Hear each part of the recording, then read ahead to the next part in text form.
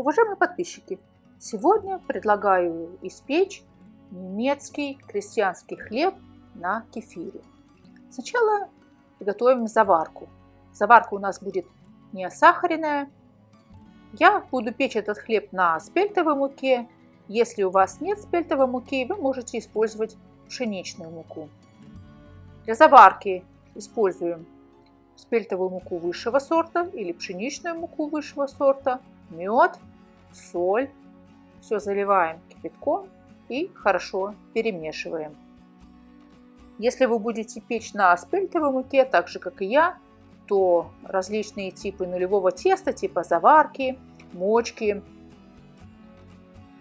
очень целесообразны, так как спельтовая мука имеет тенденцию давать выпечку, которая быстро черствеет, а нулевое тесто в виде заварки дает возможность вносить в тесто большее количество воды, и изделие, соответственно, дольше остается свежим и не черствеет.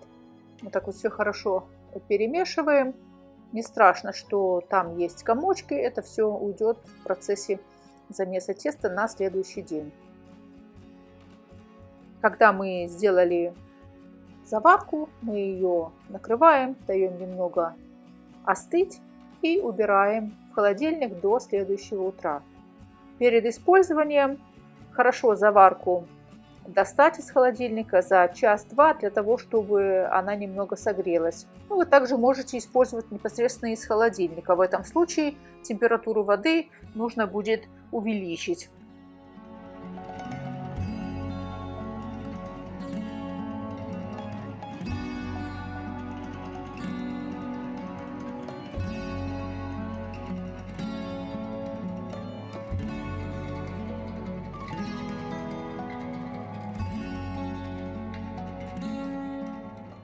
На следующий день сделаем аутолис. Для этого опять же смешаем спельтовую муку высшего сорта. Если у вас ее нет, берите муку пшеничную высшего сорта с содержанием белка 12-13%, цельнозерновую спельтовую муку или пшеничную муку, также кефир или йогурт.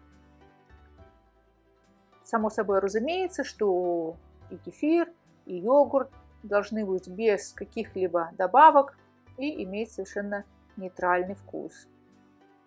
Перед тем, как делать аутолис, я все перемешиваю для того, чтобы насытить муку кислородом. Можно ее также просеять, можно помешать венчиком или просто рукой или ложкой. Этот шаг хорошо делать для того, чтобы дать оптимальные условия дрожжевым клеткам для развития.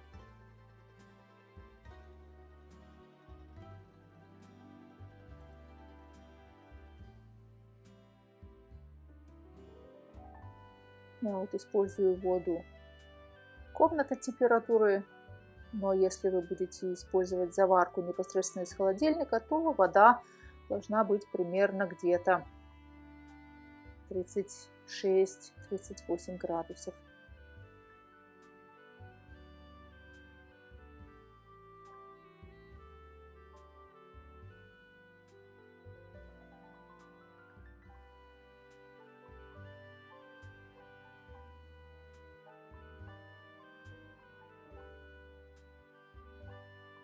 Все перемешиваем таким образом, чтобы нигде не оставалось сухой муки.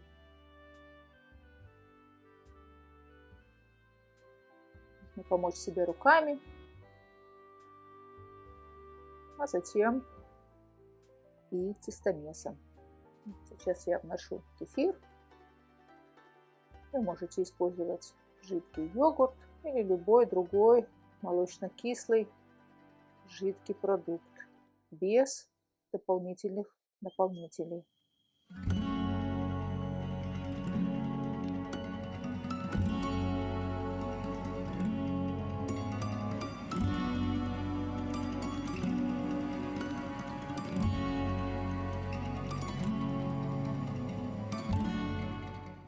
Теперь уже, когда становится довольно-таки тяжело перемешивать руками, я возьму в помощь тестомес.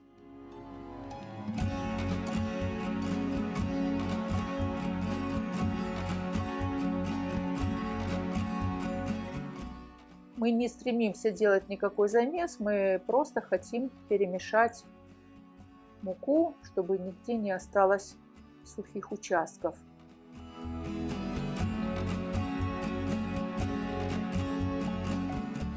Накрываем и оставляем при комнатной температуре на полчаса. По прошествии времени замесим тесто. Для этого возьмем нашу неосахаренную заварку.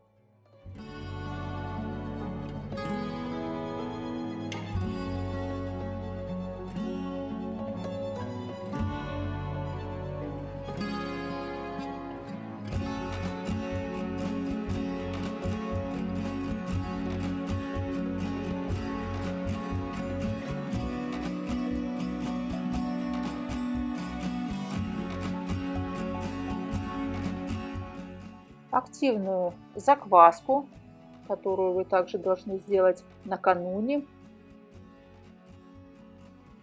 Закваска у меня 100% влажности. Также на спельтовой муке, но вы, опять же, повторюсь, можете использовать и пшеничную муку. Если вы будете печь на спельтовой муке, как и я, нужно быть очень внимательным, так как клейковина спельтовой муки очень нежная, хрупкая и имеет меньшую толерантность к замесу, чем клейковина пшеничной муки, например. Поэтому месить нужно часто останавливаясь. Опять же, это касается только спельтовой муки.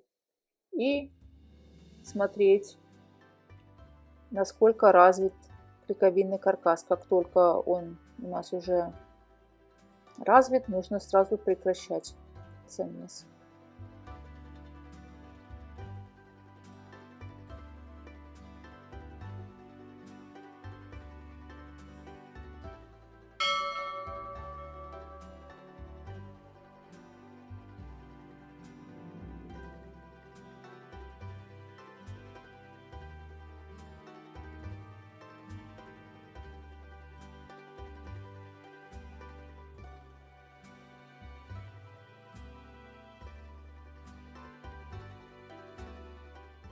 Вот мы видим, что клейковинный каркас у нас хорошо развит. В отношении спельты лучше немножечко не домесить, чем перемесить, потому что, опять же, повторюсь, спельта имеет очень низкую толерантность к замесу. Также она обладает большой растяжимостью по отношению к упругости. Как мы знаем, мука обладает двумя ключевыми характеристиками. Это растяжимость и упругость. И, как правило, они должны находиться в балансе. Но некоторые виды муки, вот, например, спельта, отличаются большой растяжимостью по отношению к упругости. Поэтому заготовки имеют тенденцию больше расплываться, они хуже держат форму. Ну, это просто нужно иметь в виду при работе с такой мукой. Накрываем и оставляем на брожение, а затем убираем в холодильник до следующего утра.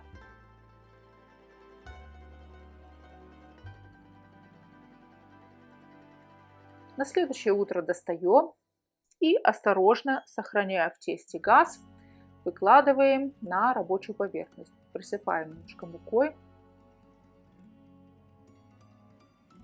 Я использую ржаную обвирную муку, так как разрез мы делать не будем, а будем делать шов, по которому хлеб должен будет разойтись. Для того, чтобы шов у нас не склеивался, хорошо использовать именно ржаную обвирную муку или цельнозерновую, если вы так хотите.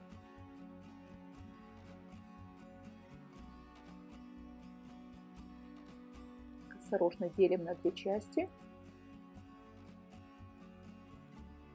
И вся формовка у нас состоит в том, чтобы просто сложить эти куски теста таким образом, чтобы шов у нас не заклеивался. Так вот просто складываем и выкладываем на куш швом вниз. Хорошенько присыпаем, опять же, с той же самой целью, чтобы шов у нас не склеился и потом разошелся во время выпечки. Так вот делаем подпорки.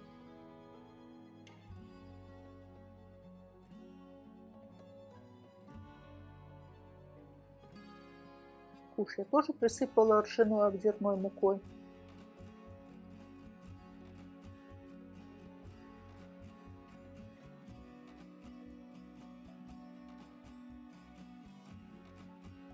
Осторожно опять вкладываем швом вниз. Накрываем целлофаном для того, чтобы у нас не образовалась корка. И оставляем на расстойку вот так вот на рабочем столе на 45 минут, пока греется духовка.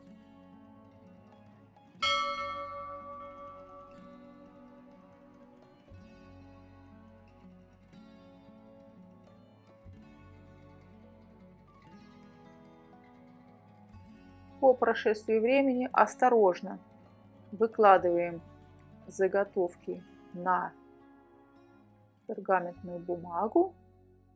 Шов у нас будет сверху. И, как я уже сказала, мы разрезы не делаем, а раскрытие хлеба будет у нас проходить по шву.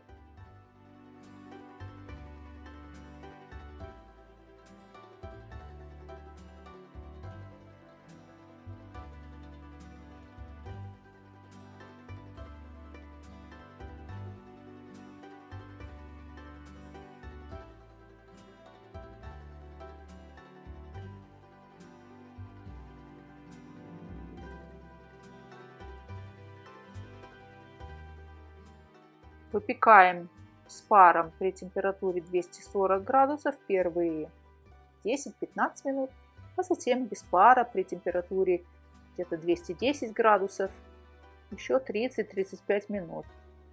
Выкладываем на решетку и даем остыть. На мой взгляд, это очень вкусный хлеб.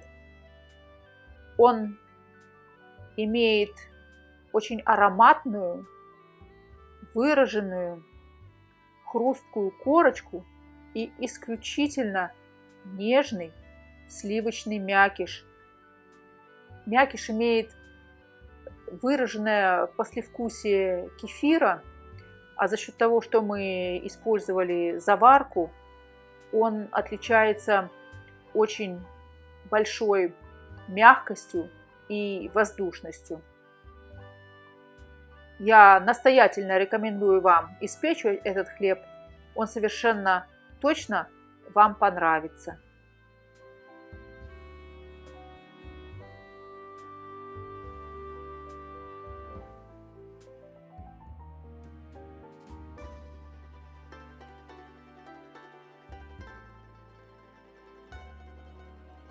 Уважаемые подписчики, если вам понравилось это видео, ставьте лайки, размещайте ссылку на это видео в своих социальных сетях, а самое главное, пеките на здоровье.